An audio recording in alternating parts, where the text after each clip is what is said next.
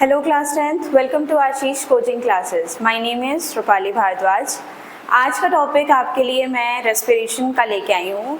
इसके पहले के वीडियोस में मैंने आपको न्यूट्रिशन के बारे में एक्सप्लेन किया है in both the context plants as well as human beings. ये वाला जो सेशन है इसमें हम रेस्पिरेशन के साथ डील करेंगे ऑफ ह्यूमन बींग्स, ठीक है। इसके बाद का प्लांट्स वाला हम बाद में देखेंगे, ठीक है, हमारे नेक्स्ट वीडियो में। इस वीडियो में मैं आपको रेस्पिरेशन के बारे में बताऊंगी। रेस्पिरेशन जो बेसिकली होता है वो क्या होता है? वो होता है इनहेल करना या एक्सहेल करना, ऐसा हम सोचते हैं, ठीक है। ऐसा हम लेके चलते हैं इसी बात को कि जो भी हम इनहेल कर रहे हैं, जितना भी हम एक्सहेल कर रहे हैं, यही इनहेलेशन और एक्सहेलेशन का प्रोसेस दोनों कंबाइन करके ही कहा जाता है रेस्पिरेशन। लेकिन ऐसा नहीं होता है। रेस्पिरेशन जो होता है वो इनहेल एक्सहेल सिर्फ ब्रीथिंग के अंदर आता है, ठीक है, हम सांस ले रहे हैं। बट जो मेन रेस्पिरेशन का प्रोसेस है दैट इज सेल्यूलर रेस्पिरेशन, जो सेल्स पे जाके ये चीज़ों को ब्रेक डाउन कर रहा है। जो भी हम एयर ले रहे हैं, द ऑक्सीजन रिच एयर जो हम ले रहे हैं, इनहेल कर रहे हैं, उसको जाके वो सेल्स में जो फूड प्रेजेंट है उसको ब्रेक डाउन करके एनर्जी उससे डिराइव करते हैं, ठीक है। तो that function is termed as respiration, okay. सिर्फ इनहेल करना या एक्सहेल करना ही रेस्पिरेशन नहीं होता है, ठीक है। तो हम स्टार्ट करेंगे अपने टॉपिक से, दैट इज रेस्पिरेशन। रेस्पिरेशन एक प्रोसेस है लिविंग ऑर्गेनिजम्स में जो इन्वॉल्व करता है द प्रोडक्शन ऑफ एनर्जी, ठीक है। जैसे मैंने आपको बताया कि प्रोसेस है ये लिविंग ऑर्गेनिजम्स में, हर लिविंग ऑर्गेनिजम्स में होता है, जो क्या करता है, प्रोडक्शन करता है एनर्जी का, जिसमें बेसिकली एनर्जी का प्रोडक्शन होता है। और typically with the intake of oxygen and the release of carbon dioxide from the oxidation of complex organic substances, क्या क्या चीज़ों को लेके, ऑक्सीजन का इनटेक करके और साथ ही साथ कार्बन डाइऑक्साइड को रिलीज करके, इन दोनों को इनहेल और एक्सहेल करके जो प्रोसेसेस हो रही हैं, जो भी हम एयर इनहेल कर रहे हैं दैट इज ऑक्सीजन, और जो भी हम एक्सहेल कर रहे हैं दैट इज कार्बन डाइऑक्साइड, इसके थ्रू ही क्या करता है, ये ऑक्सीडेशन करता है कॉम्प्लेक्स ऑर्गेनिक सब्सटेंसेस का और एक एनर्जी डिराइव करता है उसमें से, ठीक है। और जिसकी वजह से हम हमारी बॉडी वर्क करती है, हम चल फिर सकते हैं। ऐसा नहीं है ना कि हमको एनर्जी चाहिए तो हमको कोई भी चीज़ खाना पीना तुरंत ही है और उसके बाद एनर्जी तुरंत डिराइव हो रही है और वो ख़त्म होती जा रही है, ठीक है। वो स्टोर रहती है हमारे बॉडी में, धीरे धीरे वो चीज़ यूटिलाइज होती रहती है, ठीक है। तो यहाँ पे रेस्पिरेशन में हम पढ़ेंगे कि किस तरीके से जो एयर है, ऑक्सीजन रिच एयर, वो हमारे बॉडी में एंटर कर रहा है और कैसे ये चीज़ें मैनेज हो रही है, क्या किस तरीके से एनर्जी जो है वो बन रहा है हमारे बॉडी में और हम उसको यूटिलाइज कर रहे हैं। तो आइए देखते हैं। सबसे पहले ही मैंने आपको एक हाफ डायग्राम बनाया है, मैंने एक दूसरे साइड का लंब नहीं बनाया है, सिर्फ जितना पार्ट मुझे एक्सप्लेन करना है मैंने आपको बना के दिखाने की कोशिश की। I hope it is clear to you. यहाँ पे सबसे पहले मैं आपको एज इट इज़ लेबलिंग जैसे मैं बताती हूँ, सबसे पहले मैं आपको लेबलिंग क्लियर कर देती हूँ, फिर मैं आपको इनके टॉपिक्स, इनके जो बेसिक पॉइंट्स है उसको एक्सप्लेन करूँगी। सबसे पहला है नेसल कैविटी, उसके बाद सेकेंड नंबर पे है लैरिंग्स, फिर है trachea, then the next part is rings of cartilage. उसके बाद ये जो रिंग्स ऑफ कार्टिलेज या ट्रैकिया के बाद जो ब्रांच स्ट्रक्चर है that is bronchi. Bronchi further और ब्रांच हो रहा है, ये देखिए ब्रांचेस में कन्वर्ट हो रहा है, that is bronchioles. And the balloon like structure और लास्ट में आपको दिख रहा है, ठीक है, दैट इज एल्वेलाई। क्लियर हो क्या रहा है? सबसे पहले हम क्या कर रहे हैं, सांस ले रहे हैं। दो प्रोसेस इन्वॉल्व होंगे, ठीक है, आपको दो प्रोसेसेस को ध्यान रखना है। पहला है ब्रीथिंग, ठीक है, जिसमें हम इनहेल एक्सहेल कर रहे हैं। जो प्रोसेस, इस प्रोसेस में क्या इन्वॉल्व है, इनहेल एंड एक्सहेल प्रोसेस, ठीक है। और दूसरा हम प्रोसेस पढ़ेंगे सेल्यूलर लेवल पे, सेल्यूलर रेस्पिरेशन, ठीक है, कि किस तरीके से ये हमारे सेल में जाके एनर्जी को डिराइव कर रहा है, प्रोड्यूस कर रहा है, ठीक है। तो यहाँ पे देखिए ब्रीथिंग में इनहेल एक्सहेल, आपको पता है कि हम क्या इनहेल कर रहे हैं, हम ऑक्सीजन इनहेल कर रहे हैं और हम कार्बन डाइऑक्साइड रिलीज कर रहे हैं। क्लियर? ये ऑक्सीजन जो हमारी बॉडी में आ रहा है इसी का मेन वर्क है यहाँ पे हमारी बॉडी में, ठीक है। तो सबसे पहला पार्ट जो है ब्रीथिंग, वो तो बहुत इजी है कि हमने ऑक्सीजन इनहेल किया और हमने कार्बन डाइऑक्साइड एक्सहेल किया। इसमें एक पार्ट हम ये बता सकते हैं कि जब नोज़ के थ्रू, नॉस्ट्रल्स में हमारे क्या होते हैं, जब हम एयर इनहेल कर रहे हैं तो नोज़ के थ्रू हमारे एयर जो एंटर कर रही है हमारी बॉडी में, नेसल कैविटी, ठीक है। तो नॉस्ट्रल्स में या हमारे नोज में फाइन हेयर्स प्रेजेंट होते हैं, ठीक है। ये हेयर्स क्या करते हैं, जो भी डस्ट पार्टिकल्स वगैरह हैं उनको ट्रैप कर लेंगे और एक फ्रेश एयर, फ्रेश अमाउंट जो ऑक्सीजन का है हमारा एयर में, जो ऑक्सीजन रिच एयर हम ले रहे हैं उसको वो क्या करेगा, आगे ट्रांसफर करेगा। ओके, तो सबसे पहला प्रोसेस क्या हुआ कि जो एयर है वो हमारे नॉस्ट्रल्स के थ्रू हमारे बॉडी में एंटर कर रहा है और साथ ही साथ फाइन हेयर्स प्रेजेंट है नॉस्ट्रल्स में जो इन डस्ट पार्टिकल्स, जो भी डस्ट पार्टिकल्स उनको ट्रैप कर रहा है। Okay, done. ना उसके बाद क्या होगा, जो ऑक्सीजन रिच एयर है वो फर्दर फ्लो करेगा आगे, कहाँ, लैरिंग्स में, उसके बाद आगे ट्रैकिया के थ्रू, ठीक है। विंड पाइप ट्रैकिया के थ्रू वो ट्रैवल करेगा और जो ट्रैकिया होता है आपका, ठीक, यहाँ पे भी एक चीज़ याद रखनी है कि ट्रैकिया जो होता है वो बना होता है रिंग्स ऑफ कार्टिलेज से, सी शेप्ड कार्टिलेज बोन से बना होता है। कार्टिलेज बोन आपने पढ़ा होगा, आप जानते होंगे 9th क्लास में एक बोन कनेक्टिव टिश्यू में एक पार्ट था कार्टिलेज। कार्टिलेज बेसिकली क्या होता है, ये सॉफ्ट बोन्स होते हैं, जैसे हमारे ईयर के बोन्स हो गए, नोज के बोन्स हो गए, तो मूव कर सकते हैं, ठीक है, तो उस टाइप के बोन्स होते हैं, हार्ड बोन नहीं है, ठीक है। तो ये rings of cartilage, C shape cartilage bone से बना होता है, क्या, ट्रैकिया, कवर्ड रहता है। ऐसा क्यों, रिंग्स ऑफ कार्टिलेज से वो इसलिए बना होता है कि जब हम एयर इनहेल कर रहे हैं, ऑक्सीजन रिच एयर हम जब इनहेल कर रहे हैं तो हमारा जो ट्रैकिया है वो कोलैप्स मत हो जाए, ठीक है।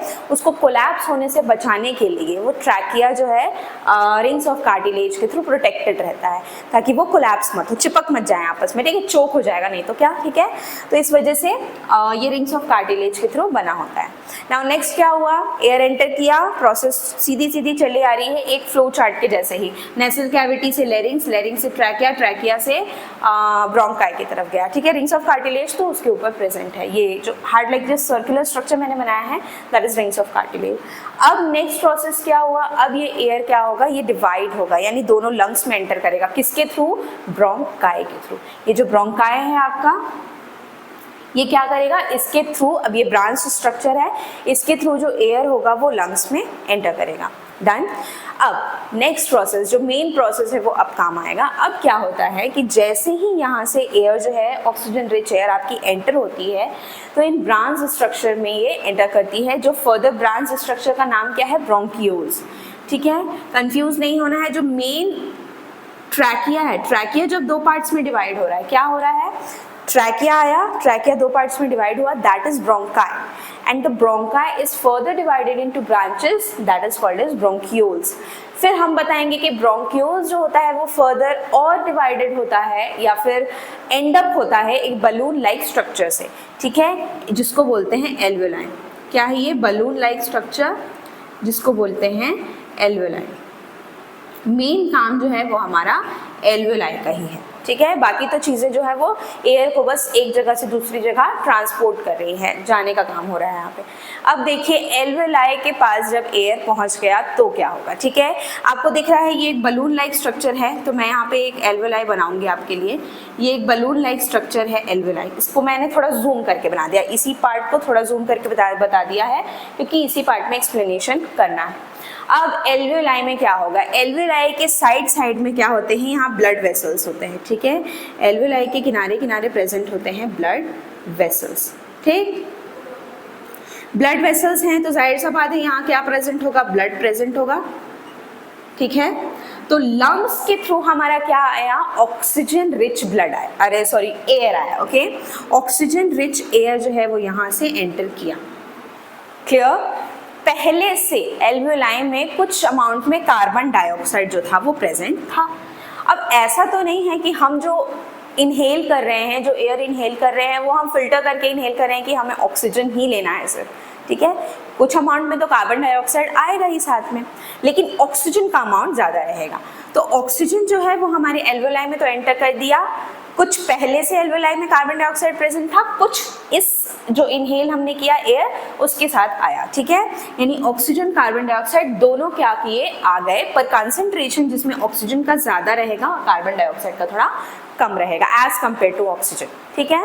समझ में आया, हुआ क्या, एयर एंटर हुआ, एयर के जब ये ब्रोंकियोल्स के थ्रू, ब्रोंकियोल्स के बाद ये कहाँ एंटर हो रहा है, एल्वेलाई में। तो यहाँ से जब एल्वेलाई से जो एयर होगा वो एंटर होगा तो उसमें ऑक्सीजन जो रहेगा वो ज़्यादा और कार्बन डाइऑक्साइड का अमाउंट रहेगा कम एल्वेलाई के अंदर। और साइड साइड में प्रेजेंट हैं ब्लड के वेसल्स। अब होगा यहाँ पे एक्सचेंज ऑफ गैसेस। क्या होगा? एक्सचेंज ऑफ गैसेस, जो मेन प्रोसेस है, ठीक है, वही होगा यहाँ पे। एक्सचेंज ऑफ गैसेस, यानी कि आप बोल सकते हैं कि जो हमारा एल्वेलाई होता है वो बेसिकली गैसेस एक्सचेंज करने का फंक्शन परफॉर्म करता है, ठीक है। अब यहाँ पे क्या होगा, देखो ये जो ऑक्सीजन है ना, ठीक, ये ब्लड के साथ क्या करेगा, कंबाइन होके पूरे पार्ट्स ऑफ बॉडी में डिस्ट्रीब्यूट होने के लिए चल पड़ेगा, ठीक है। एक तरीके से आप समझो कि ये ट्रैवल करने के लिए अब रेडी है, ओके, पूरे पार्ट्स ऑफ बॉडी में। तो ऑक्सीजन क्या करेगा, किसके साथ कंबाइन होगा, ब्लड के साथ। ब्लड में भी एक रेस्पिरेटरी पिगमेंट प्रेजेंट है, ठीक है। देखो मैं यहाँ पे लिखते जाती हूँ, ऑक्सीजन जो है वो कंबाइन होगा किसके साथ, ब्लड के साथ, ताकि वो पूरे पार्ट्स ऑफ बॉडी में फ्लो हो सके, ठीक है, फ्लो होगा, ठीक है। ब्लड में भी एक रेस्पिरेटरी पिगमेंट है, ब्लड में आरबीसीज हैं, डब्ल्यूबीसीज हैं, ठीक है। तो उस रेड ब्लड कॉर्पसेस में या आरबीसीज में एक रेस्पिरेटरी पिगमेंट है, ठीक है, और उस रेस्पिरेटरी पिगमेंट का नाम है क्या, हमारा प्यारा सा हीमोग्लोबिन, ठीक है। हीमोग्लोबिन क्या है, वो रेस्पिरेटरी पिगमेंट का नाम है जो क्या करेगा, ऑक्सीजन की हाई एफिनिटी रखता है, या हम बोल सकते हैं कि ऑक्सीजन को ज़्यादा एफिनिटी है हीमोग्लोबिन के साथ, बहुत अच्छा एक रिलेशन है उसके साथ, जिस वजह से वो हीमोग्लोबिन के साथ बहुत इजीली कंबाइन होके बॉडी में फ्लो हो सकता है, ठीक है। अब आप सोचोगे कि ऐसा कि कार्बन डाइऑक्साइड क्यों नहीं फ्लो कर रहा है, कार्बन डाइऑक्साइड भी कर सकता है, लेकिन ऐसा इसलिए नहीं है। आप इसको इस तरीके से समझ सकते हैं कि ऑक्सीजन का हीमोग्लोबिन के साथ रिलेशनशिप अच्छा है, उसके साथ उसका रिश्ता अच्छा है, तो वो उसके साथ हाई एफिनिटी रखता है और उसके साथ कंबाइन हो जाता है। लेकिन एज कंपेयर टू ऑक्सीजन, जो कार्बन डाइऑक्साइड है वो क्या होता है, वो उसके साथ ज़्यादा इजीली कंबाइन ना होके वो ज़्यादा सोल्यूबल रहता है, इस वजह से वो इजीली ब्लड में सोल्यूबल हो जाता है, ब्लड में ही मिक्स हो जाता है। कार्बन डाइऑक्साइड ब्लड में मिक्स होके चला जाएगा, रेस्पिरेटरी पिगमेंट जो प्रेजेंट है ब्लड में, हीमोग्लोबिन, उसके साथ कंबाइन होने का काम हमारा ऑक्सीजन करेगा, ठीक है, क्लियर, डन। अब यहाँ पे क्या होगा, जब ये कंबाइन हो जाएगा हीमोग्लोबिन के साथ, ऑक्सीजन जो है, और इसमें आप ये भी देख सकते हैं कि यहाँ डिफ्यूजन का भी प्रोसेस हो रहा है। कैसे, ऑक्सीजन है हाई कंसंट्रेशन में एल्वेलाई के अंदर, और बाहर में जो ऑक्सीजन है वो कम है, यानी कि लेवल उसका लोअर है, लोअर कंसंट्रेशन है बाहर में। तो इस वजह से हायर कंसंट्रेशन से लोअर कंसंट्रेशन की तरफ ऑक्सीजन मूव करेगा, और कार्बन डाइऑक्साइड जो है वो अंदर कम है, बाहर में ज़्यादा है, क्योंकि हमने कार्बन डाइऑक्साइड को यूज़ हमारा बॉडी नहीं कर रहा है ना, हमारा बॉडी ऑक्सीजन को यूज़ कर रहा है। तो यहाँ से वो एंटर करके कार्बन डाइऑक्साइड क्या करेगा, हायर कंसंट्रेशन टू फिर लोअर कंसंट्रेशन, और वापस यहाँ से यू टर्न लेके वापस हमारे, जब हम बाद में नेक्स्ट टाइम कभी पार्ट बाय पार्ट एक्सहेल करेंगे तो पार्ट्स में हमारे बॉडी से निकलते जाता है, एक ही बार में नहीं। हमने सांस लिया, oxygen and carbon dioxide enter कर दिए, और नेक्स्ट एक्सहेलेशन के प्रोसेस में पूरा कार्बन डाइऑक्साइड निकल गया, ऐसा नहीं, पार्ट बाय पार्ट आधा आधा करके ये चीज़ें बाहर हमारी बॉडी से थ्रो होती है, ठीक है। कार्बन डाइऑक्साइड तो समझ गए होंगे, ऑक्सीजन का जो मेन काम था वो आप समझ गए कि जिसमें ऑक्सीजन क्या किया, हीमोग्लोबिन के साथ कंबाइन होके अब वो क्या करेगा, अब वो ट्रैवल करेगा हमारे पूरे पार्ट्स ऑफ बॉडी में, कहाँ, सेल्स में, ठीक है, कहाँ जाएगा, सेल्स में। अभी देखिए मैं नेक्स्ट आपको प्रोसेस बताती हूँ। यहाँ तक तो मेन पार्ट था जो एल्वेलाई क्या कर रहा था, एक्सचेंज ऑफ गैसेस कर रहा था, ठीक है, किस तरीके से एक्सचेंज किया उसने ऑक्सीजन को और कार्बन डाइऑक्साइड को आपने देख लिया। अब देखिए आगे का प्रोसेस कि अब हमारा बॉडी क्या करेगा, ऑक्सीजन को ले लिया हमारे बॉडी ने, ठीक है, ब्लड में कंबाइन हो गया, हीमोग्लोबिन के साथ कंबाइन हो गया ऑक्सीजन, क्या हुआ, ऑक्सीजन जो था वो हीमोग्लोबिन के साथ कंबाइन हो गया और निकल पड़ा है, ठीक है। अब क्या होगा, ये कहाँ एंटर करेगा, ये जाएगा हर एक सेल के अंदर। हमारे बॉडी जो है आपको पता ही है, small small cells, unit of cell से बने हैं। सेल्स कंबाइन होकर टिश्यूज़ का फॉर्मेशन करते हैं, टिश्यूज़ कंबाइन होकर ऑर्गन का फॉर्मेशन करेंगे, ऑर्गन सिस्टम का फॉर्मेशन करेगा, ठीक है। तो यहाँ पे क्या होगा, सेल में एंटर हो गया। अब समझो कि जो सेल में जब ये कंबाइन होके गया, ये करने क्या गया है, वहाँ पे ये जो सेल में प्रेजेंट हमारे ग्लूकोज हैं, ठीक, याद करिए, आप थोड़ा रिलेट करके पढ़िए कि इसके पहले हमने देखा था डाइजेशन का प्रोसेस, ठीक है, याद होगा आपको डाइजेशन के प्रोसेस में क्या हो रहा था, फूड हम डिराइव कर रहे थे, न्यूट्रिशन हम इनटेक कर रहे थे और हमारे बॉडी में वो न्यूट्रिशन ट्रैवल कर रहा था, हम चीज़ों को हमारे बॉडी एब्जॉर्ब कर रहा था, जैसे अमीनो एसिड्स, ग्लूकोज वगैरह को एब्जॉर्ब कर रहा था हमारा बॉडी, जो यूजफुल चीज़ें थी, villi, okay, you know that villi, finger like projection, जो सारी चीज़ों को एब्जॉर्ब कर रहा था, बस अब ये चीज़ें सेल्स में तो प्रेजेंट हैं ही, ठीक है, हमारा बॉडी में जो सेल्स प्रेजेंट हैं उसमें ये चीज़ें जो हैं वो प्रेजेंट है, जैसे ग्लूकोज वगैरह, ठीक है, जिसको एब्जॉर्ब कर लिया था हमारे बॉडी ने, पहले ही रखा हुआ था सेव करके, स्टोर करके, ताकि जब हम नेक्स्ट रेस्पिरेशन का प्रोसेस परफॉर्म करें तो ये ऑक्सीजन हीमोग्लोबिन के साथ कंबाइन होके हमारी हेल्प करने आए। किस तरीके से हेल्प करने आए, वो ग्लूकोज के साथ कंबाइन होके क्या करेगा, एनर्जी डिराइव करेगा। देखिए कैसे, सेल है, मैं एक ऐसा बना देती हूँ, सेल है, ये सेल है, समझ लो, ठीक है, अब सेल में ये एंटर किया और यहाँ पे प्रेजेंट पहले से ही क्या है, C6H12O6 पहले से प्रेजेंट है, यानी ग्लूकोज हमारे बॉडी में प्रेजेंट है। इसको ब्रेक डाउन करने का काम करेगा हमारा ऑक्सीजन, जो एंटर करेगा हर एक सेल में, और इस तरीके से ग्लूकोज क्या करेगा, ब्रेक डाउन होगा स्मॉल स्मॉल पार्ट्स में। कितने पार्ट्स में, देखिए, इससे डिराइव होगा, ये एक रिएक्शन के फॉर्म में हो जाएगा। जो फोटोसिंथेसिस वाला रिएक्शन आपने देखा था, जस्ट उसका अपोजिट होगा कि ग्लूकोज ऑक्सीजन ये दोनों कंबाइन होंगे, मतलब कंबाइन क्या कहेंगे, हम बोलेंगे कि ऑक्सीजन जो है वो ग्लूकोज का ब्रेक डाउन करेगा, तोड़ेगा उनको पार्ट्स में, और कार्बन डाइऑक्साइड, वाटर और प्लस हमारा एनर्जी रिलीज करेगा, जो हमारे काम के लिए है। जो मेन हमारा काम तो एनर्जी डिराइव करना ही था इन चीज़ों से, तो एनर्जी डिराइव करने का काम हमारा रेस्पिरेशन ने कर दिया। जो ऑक्सीजन हम इनहेल किए, जो भी ऑक्सीजन रिच एयर हमने, कभी भी ऑक्सीजन सिर्फ नहीं बोलना है, हमेशा ऑक्सीजन रिच एयर बोलना है, ठीक है। तो जब भी ऑक्सीजन रिच एयर हमने इनहेल किया, वो मस्त हीमोग्लोबिन के साथ उसने कॉम्बिनेशन बना लिया, कंबाइन हुआ और फिर ट्रैवल किया पूरे बॉडी में, यानी सेल्स में, और सेल्स में ऑलरेडी क्या प्रेजेंट था, ग्लूकोज प्रेजेंट था, तो ऑक्सीजन ने क्या किया, ग्लूकोज पे अटैक किया और उसको डिवाइड कर दिया, स्प्लिट कर दिया, तोड़ दिया छोटे छोटे पार्ट्स में। किस पार्ट्स में, कार्बन डाइऑक्साइड में, वाटर में और एनर्जी में, जिसमें से एनर्जी जो है वही हमारा मेन पार्ट है, क्योंकि हमारा काम क्या है, एनर्जी डिराइव करना। हम खाना खा रहे हैं, हमको एनर्जी मिल रही है चलने फिरने बोलने की। क्यों ऐसा क्यों हो रहा है, क्योंकि यही एनर्जीज क्या कर रही हैं, यही जो ग्लूकोज हमारे बॉडी में प्रेजेंट है और यही ऑक्सीजन जो हम इनहेल कर रहे हैं, ये इनको स्प्लिट कर रहे हैं, ब्रेक डाउन कर रहे हैं, और एनर्जी इसी से डिराइव हो रही है हमारे बॉडी में और हम वर्क कर पा रहे हैं, ठीक है। तो एनर्जी डिराइव हो गई, ठीक। अब एनर्जी किस फॉर्म में प्रेजेंट है हमारे बॉडी में, एटीपी के फॉर्म में यूज होते जाएगी, एटीपी एडिनोसाइन ट्राइफॉस्फेट। इसके बारे में और डिटेल में मैं आपको नेक्स्ट सेशन में बताऊंगी। आज के लिए जो था इतना पार्ट आपको पढ़ना है, जिसमें सबसे पहला क्या पार्ट था, पार्ट इसमें ये था, एक बार मैं समरी आपको ब्रीफ में यहाँ समअप करके बता देती हूँ ताकि आप क्लियर हो जाएं कि क्या क्या चीज़ें एक्चुअल में हुई। सबसे पहला पार्ट था नेसल कैविटी, जिससे आपकी एयर जो थी वो एंटर हुई, ठीक है। नेसल कैविटी में नॉस्ट्रल्स में जो फाइन हेयर्स थे, उन्होंने डस्ट पार्टिकल्स को ट्रैप कर लिया और फाइन गुड ऑक्सीजन का लेवल जो है, ऑक्सीजन, कार्बन डाइऑक्साइड, जो भी एयर आपने इनहेल किया, वो क्या करेगा, अब ट्रैवल करेगा। ट्रैकिया जो रिंग्स ऑफ कार्टिलेज के थ्रू बना हुआ है, जो सी शेप कार्टिलेज है, जो उसको कोलैप्स होने से बचाएगा।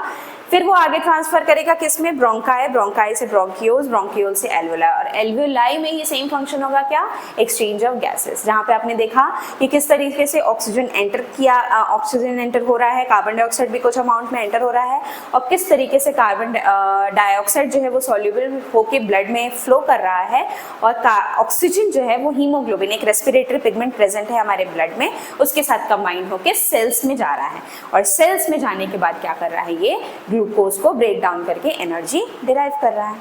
Easy, done. I hope you are clear with this point, that is respiration. हमारे नेक्स्ट सेशन में हम प्लांट्स या फिर एक जनरल वे में रेस्पिरेशन का पार्ट देखेंगे। एक फ्लो चार्ट है आपकी बुक में दिया हुआ है, उसको एक्सप्लेन करेंगे। आज के लिए जो रेस्पिरेशन वाला पार्ट था वो इतना था। आई होप आपको क्लियर होगा जो भाई मैंने समझाया। तो अगर आपको मेरा ये वीडियो पसंद आता है तो प्लीज़ लाइक करें, सब्सक्राइब करें और शेयर करें। Thank you.